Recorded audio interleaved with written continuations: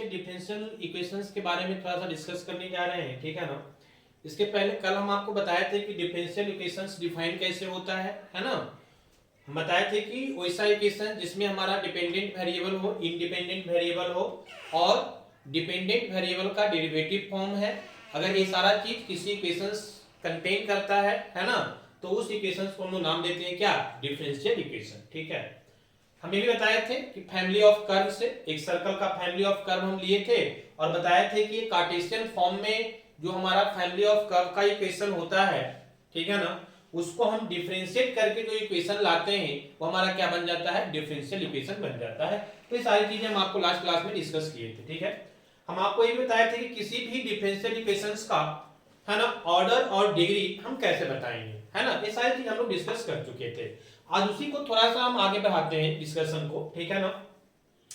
सबसे पहला पॉइंट है ना, एक नोट करके आप पॉइंट यहां पे ध्यान दीजिएगा। एक क्या बोला जा रहा है कि डिफरेंशियल इक्वेशंस, डी का मतलब क्या बताए थे, डिफरेंशियल इक्वेशन। तो differential equation containing the terms of the, है ना, फॉर्म ई पे power dy upon dx, sin of dy upon dx, cos of dy upon dx and log of dy upon dx etcetera. अगर इस तरह का term किसी differential equation में आता है, समझ में आ रही है ना बात, ठीक है, तो उसका डिग्री जो है वो डिफाइन नहीं होगा। एक इंपॉर्टेंट पॉइंट से याद रखिएगा, बहुत आसान है, ठीक है ना, कि वैसा टर्म जो हम दिया यहां पे लिखा हुआ है, इसमें से कोई भी टर्म एक या एक से ज्यादा, समझ रहे हैं ना, कोई भी टर्म अगर आ जाता है डिफरेंशियल इक्वेशंस में तो उसका ऑर्डर तो डिफाइंड होगा, है ना, लेकिन उसका डिग्री डिफाइंड नहीं होगा। हम एग्जांपल भी दिए हैं, हम आएंगे एग्जांपल पे, इसको थोड़ा सा ध्यान में रखिएगा। चलिए उसके बाद हम एक क्वेश्चंस लिए हैं जिसमें हम आपको सारा चीज क्लियर करेंगे। हम सारे तरह का क्वेश्चन मिक्स करके यहाँ पे लिए हैं, है ना। दो तीन तरह का क्वेश्चन है, देखिए सबका फॉर्मेट अलग है, इसका फॉर्मेट कुछ अलग है, ये आपको डैश के फॉर्म में है, ये आपको अलग फॉर्म में है, समझ में आ रही बात। तो हम कोशिश किए कि हर एक तरह का जो फॉर्मेट होता है ना, वहां से एक एक क्वेश्चन हम आपको डिस्कस कर दें, सो दैट कि किसी भी तरह का फॉर्मेट अगर आपको एग्जाम में दिया जाए तो आप उसको इजीली सॉल्व कर पाए, ठीक है। चलिए क्वेश्चन में वही बोल रहा है कि आपको ऑर्डर और डिग्री बताना है ना। हम कल बताए थे कि ऑर्डर और डिग्री किसी डिफरेंशियल इक्वेशन का कैसे बताते हैं। तो याद कीजिए हम बताए थे कि सबसे पहला स्टेप होता है कि हायर ऑर्डर का जो टर्म है डिफरेंशियल इक्वेशन में, जो हायर ऑर्डर का डिफरेंशियल टर्म है, हम उसको पहले सिलेक्ट करते हैं, ठीक है ना। और जितना हायर ऑर्डर का होता है वही मेरा ऑर्डर हो जाता है, और उसी हायर जो हमारा हाईएस्ट ऑर्डर का जो टर्म होता है उस पे जो मैक्सिमम पावर होता है वो हमारा क्या कहलाता है, डिग्री कहलाता है। ये सारा चीज हम आपको डिस्कस कर दिए थे, ठीक है। चलिए इसी को हम लोग कंटिन्यू करते हुए क्वेश्चन पे इंप्लीमेंट करते हैं, ठीक है। देखिए सबसे पहला क्वेश्चन आपको दिया हुआ है कि dy upon d square y upon dx square is equal to sine of 3x plus cos of 3x। Clear है। सबसे पहले हम देखेंगे कि इस डिफरेंशियल इक्वेशन में ए हमारा 1 2 3 4 एक कोई टर्म है क्या। अगर है तो तुरंत माइंड में आना चाहिए कि इसका डिग्री डिफाइंड नहीं होगा। समझ में आ रही बात, लिखा हुआ ना, the degree is not defined, ठीक है। और अगर नहीं है तब उसका डिग्री डिफाइंड होगा। क्लियर है बात। चलिए तो हम देखते हैं कि इसमें ये चारों में से कोई भी टर्म हमको नहीं दिख रहा है। दिख रहा है क्या, कोई टर्म नहीं दिख रहा है ना। इसके मतलब है कि इसका डिग्री भी डिफाइंड होना चाहिए। समझ में आ रही है बात है। चलिए तो अगर हम बात करें एक क्वेश्चन नंबर फर्स्ट का सॉल्यूशन का, ठीक है ना, तो इसका दो चीज बताना है ना, एक तो बताना है आपको ऑर्डर और दूसरा बताना है आपको डिग्री, ठीक है। तो अगर हम बात करें ऑर्डर का तो कितना होगा, तो हम क्या बोले थे कि इस इक्वेशंस में जो सबसे हमारा हाईएस्ट या बोले कि जो हमारा मैक्सिमम हाईएस्ट ऑर्डर का जो टर्म है हम उसको सिलेक्ट करते हैं। तो एक ही तो है हमारा डिफरेंशियल फॉर्म का, एक ही टर्म है ना, और इसका हाईएस्ट ऑर्डर कितना है 2। तो जो इसका हाईएस्ट ऑर्डर होता है 2 है, तो हमारा ऑर्डर कितना हो गया 2। समझ में आ रही बात, बहुत सिंपल है। और हम क्या बोले थे कि इसी हाईएस्ट ऑर्डर का पावर देखते हैं, तो पावर कुछ नहीं मतलब कितना है 1 है। समझ में आ रही ना बात। तो जो पावर होता है वो हमारा क्या कहलाता है, डिग्री कहलाता है। बहुत आसान है, समझ में आ रही बात। तो चूंकि इसका जो हाईएस्ट ऑर्डर है वो 2 है, इसलिए ऑर्डर 2 हो गया, और हाईएस्ट ऑर्डर वाले टर्म का पावर कितना है 1 है, इसलिए डिग्री कितना हो गया 1 हो गया। क्योंकि इसमें से कोई भी टर्म हमारा यहाँ पे इस इक्वेशन में कंटेन नहीं कर रहा है, इसलिए इसका डिग्री भी डिफाइंड होगा। पहला, चलिए बहुत आसान है। आइए क्वेश्चन नंबर सेकंड पे। क्वेश्चन नंबर सेकंड हमारा क्या है, बोला जा रहा है कि हमारा कुछ टर्म ऐसा है y double dash square plus cos of, this is cos of y dash is equal to, ये हमारा इक्वेशन है। सबसे पहले समझना है कि डैश का मतलब क्या है। तो आप याद कीजिए जब हम आपको डिस्कस कर रहे थे, है ना, इसको इरेज करते हैं, आप इसको नोट डाउन कर लीजिएगा। जब हम आपको डिस्कस कर रहे थे पहला, सबसे पहले जब हम आपको डिफरेंशिएशन स्टार्ट किए थे तो हम बताए थे कि डिफरेंशिएशंस को हम लोग dy अपॉन dx से भी रिप्रेजेंट करते हैं, हम लोग df of x upon dx से भी करते हैं, हम लोग इसको f डैश ऑफ x से भी करते हैं। याद है ना, समझ में आ रही बात।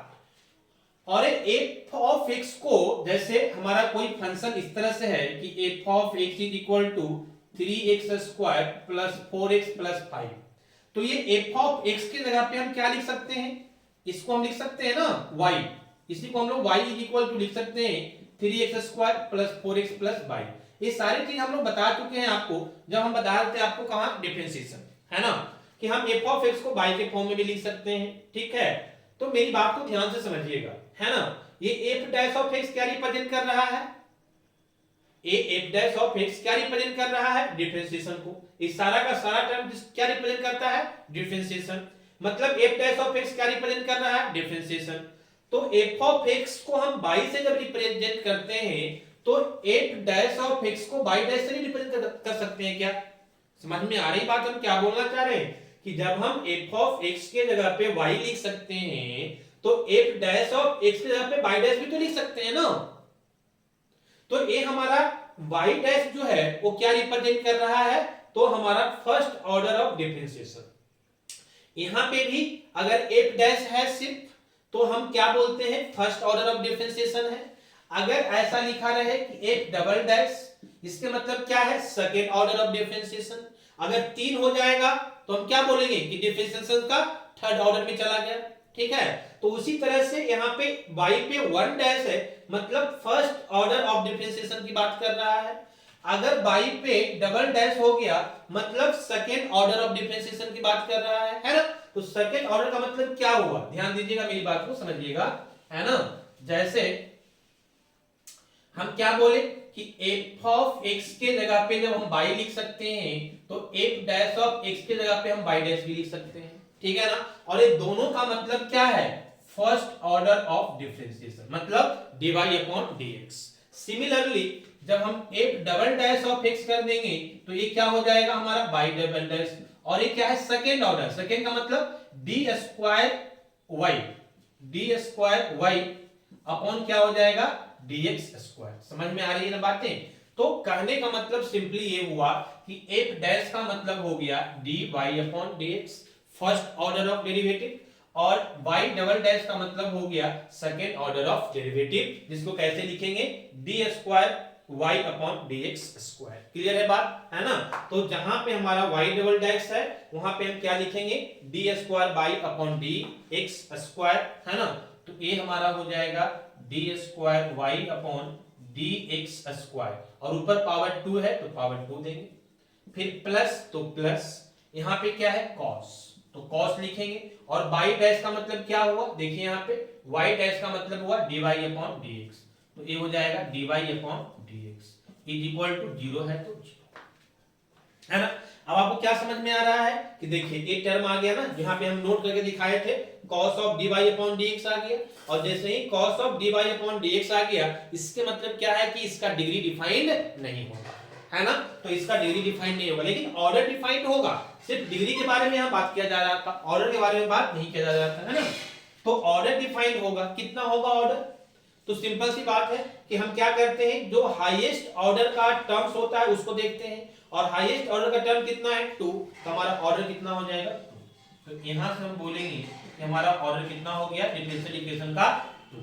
अगर हम बात करेंगे डिग्री का, है ना, तो हम क्या बोलेंगे कि भाई क्योंकि हमारा जो वैल्यू है ना यहाँ पे जो डिफरेंशियल इक्वेशंस है उसमें cos dy अपॉन dx का टर्म आ गया, इसलिए ए इक्वेशंस का हमारा डिग्री डिफाइंड नहीं होगा, इसलिए डिग्री नॉट डिफाइंड। क्या बोलेंगे, डिग्री नॉट डिफाइंड। समझ में आ रही है ना बात, तो बहुत सिंपल है, आप यहां से डिस्कस कर सकते हैं, है ना।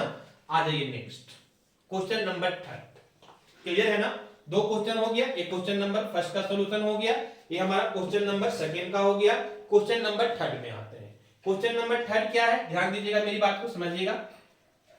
आपको दिया हुआ है कि d4y अपॉन dx पे पावर 4 प्लस, है ना, क्या है, साइन ऑफ, है ना, और d पे पावर 3 dx पे पावर 3 और इन इक्वल टू 0। क्या दिख रहा है आपको, देखिए ना, यहाँ पे cos था, यहाँ पे किस में आ गया, साइन में आ गया। अब यहाँ पे और ऑर्डर क्या आ गया, 3 आ गया। तो ऑर्डर 1 हो, 2 हो, 3 हो, उससे हमको मतलब नहीं है। अगर साइन या cos के साथ डिफरेंशियल फॉर्म में आ गया, मतलब इसका डिग्री डिफाइंड नहीं होगा। समझ में आ रही बात, तो फिर से इसका डिग्री डिफाइंड नहीं होगा। क्लियर है। चलिए अगर हम बात करें ऑर्डर का, ऑर्डर कितना होगा, ठीक है, इसका अगर हम ऑर्डर की बात करेंगे कितना हो जाएगा, तो क्या करते हैं, सबसे जो हाईएस्ट पावर का डेरिवेटिव ऑर्डर होता है उसको देखते हैं, कितना है 4, तो ऑर्डर कितना हो गया 4।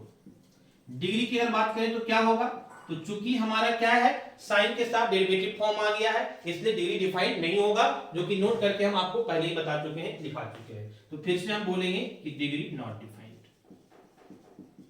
समझ में आ रही बात, तो आई थिंक यहां से आपको डिग्री और ऑर्डर के बारे में अगर क्वेश्चन पूछा जाएगा तो आप यहां से बता पाएंगे, और बहुत आसान भी है, ठीक है ना।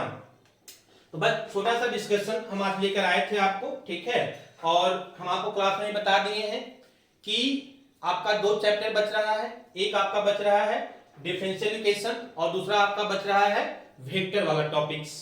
तो वेक्टर वाला टॉपिक्स हम आपको क्लास में कराएंगे और डिफरेंशियल इक्वेशन वाला टॉपिक्स आपको यहां से करना है। इसको प्रॉपर वे में आपको नोट्स बनाकर आना है, हम बोले हैं कि कल नोट्स भी चेक करेंगे, और वहां पे कहीं भी किसी भी पॉइंट पे अगर लगता है कि वीडियो में हमारा क्लियर नहीं हुआ तो हम क्लास में आते हैं, उस समय आपको डिस्कस करना है, ठीक है ना। और इस तरह से ये सारा जो डिफरेंशियल इक्वेशंस का टॉपिक है वो हम इसी तरह से कवर करेंगे। इसके बाद हम आएंगे नेक्स्ट टॉपिक जो है हमारा सॉल्यूशन पे, है ना। फिर कोई हमारा सॉल्यूशन दिया हुआ है उसको वेरीफाई करना है कि ये डिफरेंशियल इक्वेशंस का सॉल्यूशन है कि नहीं, तो हम उसको डिस्कस करेंगे नेक्स्ट क्लास में। और इसको आप सभी लोग को शेयर कर दीजिए, जितने भी क्लास के ग्रुप में सारे बच्चे ऐड हैं, जो बच्चे नहीं ऐड हैं उनको भी पर्सनली शेयर कर दीजिए, ठीक है। और थोड़ा सा इस पे ध्यान दीजिए सो दैट कि आपका 5 तारीख से एग्जाम है, टाइम बहुत कम है और सारा सिलेबस को कवर करना है। ओके।